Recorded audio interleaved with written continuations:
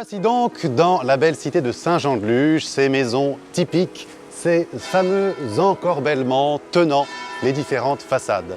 Ce matin, dès le lever du jour, les prédicuistos s'activaient pour permettre à nos jeunes de venir célébrer dans cette sublime église, présentée, comme vous en avez l'habitude, par notre chroniqueur Vincent Benoît Duret. Puis vous aurez quelques images de la magnifique messe que nous y avons célébrée. Profitez bien du récit de cette deuxième journée avec prédication. Cette deuxième journée commence avec un peu moins de sommeil, mais certains se sont levés encore plus tôt. Alors que le lycée de Bayonne est encore endormi, les prédicuistos s'activaient déjà. Faire chauffer le lait, tartiner les baguettes, tout cela pour le bonheur des JMJistes. Vous êtes depuis quand pour faire ça? 6h15. 6h15, merci beaucoup. Allez, un pain par personne. Oh non, plusieurs, hein? Ah oui? Oui. Je vais prendre une confiture, un fromage? Oui. Vous pouvez prendre 2 ou 3 pains chacun. On peut faire une sponsor Red Bull si tu veux. Moi c'est l'exposition super. Je suis en train de faire une sponsor. Bon, merci. Moi je vais prendre du chocolat. Puis vient le temps du rangement. Alors que certains s'activent de tout leur corps, d'autres supervisent les opérations. C'est alors la mise en route vers la magnifique église de Bayonne, dans laquelle nous allons célébrer les laudes puis la messe.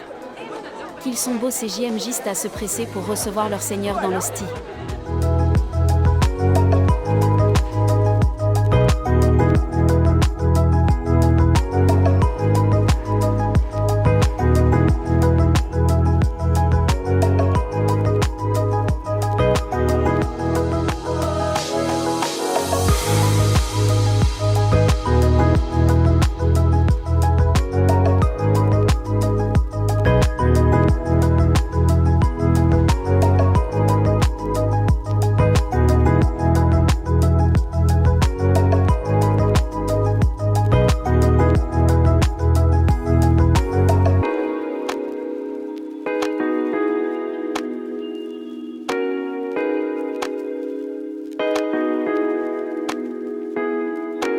Découvrons ensemble ce merveilleux édifice, avec l'immense Vincent Benoît Duret. «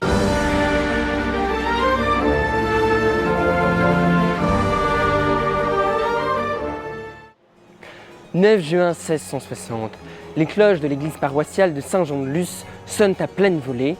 Les dames de compagnie et les marquis poudrés se pressent sur les augustes bancs de cette église. Pourquoi, me direz-vous? Pour célébrer les noces de Marie-Thérèse d'Autriche, infante d'Espagne, et de Louis XIV, scellant ainsi la réconciliation du royaume de France et du royaume d'Espagne à l'issue de la guerre de 30 ans qui ensanglanta l'Europe. Cette église est également connue pour son retable du XVIIe siècle. Au centre, Saint Jean-Baptiste avec ses pieds l'agneau. Au-dessus, l'Assomption de la Vierge Marie entourée d'angelots. Au-dessus encore, Dieu le Père, débonnaire et barbu, bénissant le monde. À son sommet, le pélican mystique. Connaissez-vous la signification de cet emblème bien connu d'une iconographie chrétienne? En effet, on lui associe en général le symbole du Christ donnant son corps pour le monde. Ces vers d'Alfred de Musset expriment très bien cette signification. Pêcheur mélancolique, il regarde les cieux. Le sang coule à longs flots de sa poitrine. En vain, il a des mers fouillé la profondeur. L'océan était vide et la plage déserte. Pour toute nourriture, il apporte son cœur. Les JMJ sont l'occasion de brasser toutes sortes de populations différentes. Les Bordelais, les Marseillais, les Toulousains qui vivent une aventure commune. On m'a même glissé qu'un Parisien s'était glissé dans l'aventure. Pour l'instant, il est resté incognito. Nous avons demandé à notre reportrice Annie Verser d'interviewer ces différents intervenants et de voir ce qu'ils pensaient les uns des autres. Un Toulousain, c'est avant tout un joyeux luron, capable de s'identifier à un grand nombre de symboles très propres à la ville rose. Souvent on parle de lui-même. Toulouse est avant tout une ville marquée par la brique. De la basilique Saint-Cernin au Capitole, en passant par les Jacobins. Toulouse est une ville dynamique, ancrée dans la modernité. On peut par exemple citer Toulouse, pionnier dans le domaine de l'aérospatiale. Enfin, comment parler de Toulouse sans parler du plus grand club de rugby du monde? Pourvoyeur principal du 15 de France. Et le plus grand palmarès de l'histoire. J'ai nommé le stade toulousain. Alors, qu'est-ce que vous pensez des Toulousains? Toulousain, c'est quelque chose quand même, hein. Ça se croit fort au rugby, ça fait les malins, mais ça manque de fierté sur le terrain. Un mec qui fait chier tout le monde, parce que c'est les meilleurs au rugby soi-disant, ce qui est faux entre nous. Bon, qu'est-ce que vous pensez des Toulousains? Ça? Qui ça? Les Toulousains. Toulousain? Ah, oula, putain, mais c'est quelque chose cette espèce, hein. Toulousain. Je connais pas. Je connais pas les Toulousains, je sais pas qu'est-ce que ça vaut, qu'est-ce que ça donne.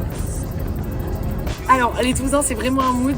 Il y a un truc que je déteste, c'est leur musique techno H24. C'est insupportable. Ils ne mixent que pour eux. Donc, quand on est en soirée, on se fait trop chier parce que c'est de la techno de 8h à 8h du matin. Trop chiant. Voilà, c'est tout.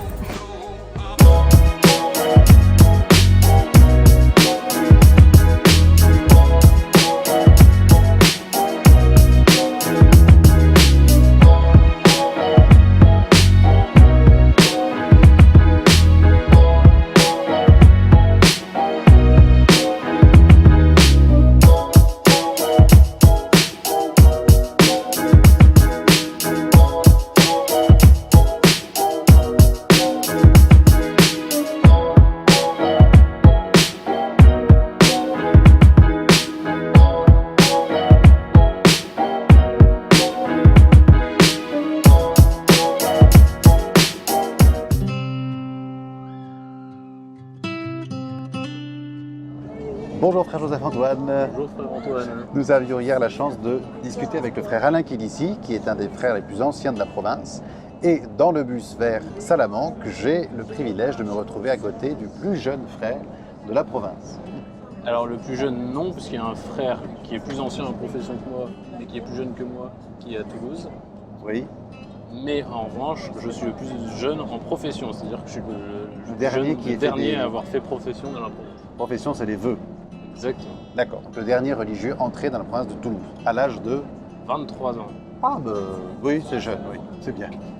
Et je voulais discuter, parce que tout à l'heure nous avons eu un point qui a intéressé mes petites études de liturgie. Est-ce que tu peux nous faire un résumé de ce qu'on s'est dit? Eh bien, on parlait justement de mon parcours et je te disais que j'avais eu un cheminement, c'est-à-dire que je suis né dans une famille qui fréquente encore la fraternité Saint-Pédis et au cours de mes études, donc petit à petit, je me suis rapproché de la communion ecclésiale, de la communion avec l'évêque du lieu. À ce moment-là, c'était à Aix-en-Provence. Non, j'ai eu un appel très tôt, en fait, très jeune, même dès le moment où je fréquentais avec mes parents la liturgie ancienne. Et donc cet appel n'a pas été rompu avec ce changement qui a été progressif. Et je crois justement que c'est en fait aussi en rencontrant cette belle communion fraternelle chez les frères et cette volonté d'une sainteté commune que j'ai flashé, disons.